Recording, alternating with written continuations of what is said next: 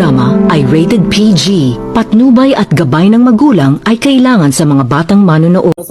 Basta yun sa akin, si Bruha naman ay ninakaw niya yung private information ko sa government.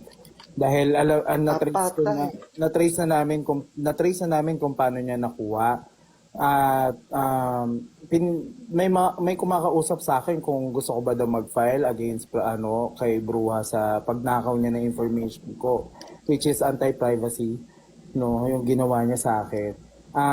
Noong time na yun, wala siyang information tungkol sa akin. Yung information ko like IDs, address, yung cellphone number ko, lahat ng yun ay hindi posted online. Yung personal number na nakuha niya ay galing mismo sa isang government agency. Ultimo yung date of birth ko, nakalagay doon, pati yung employer na nakita niya doon. Kasi dahil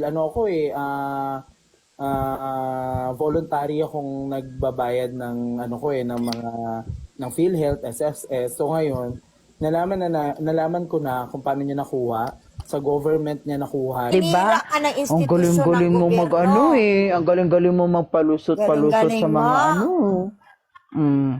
Dito ka namin bubutasan, Tim.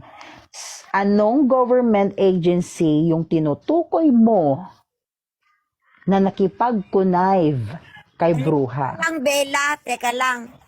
Mangangako ako mamayang gabi, magle-letter ako sa Office of the President so they can endorse me to NBI and PNP. Isisend ko sa GC ang proof na nag-email ako. Ito hindi ko sinasabi na walang anomalya na nangyayari sa gobyerno. Kaya yun nga yung kino-call out natin, di ba? Kasi yun ang mga nakikita natin. Pero masamang paratangan mo ang gobyerno. Pero masamang paratangan mo ang gobyerno kasi dapat patunayan mo na yung gobyerno ay may ginagawang anomalya. Di ba? So, hindi, give me 30 minutes. Gagawa na agad ako ngayon ng email. Kasi ito yung sinasabi natin. We expect government agencies to uphold the Constitution, to uphold laws and policies.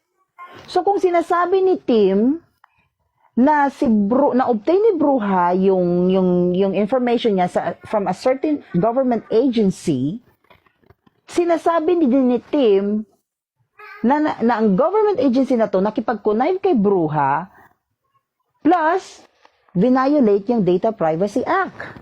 Correct. Lulod diba? ka dito, lang yun. Tim. Akala ko bright ka. Buo pa naman pangalan mo at address sa akin. So ngayon, Tim, patunayan mo saan galing.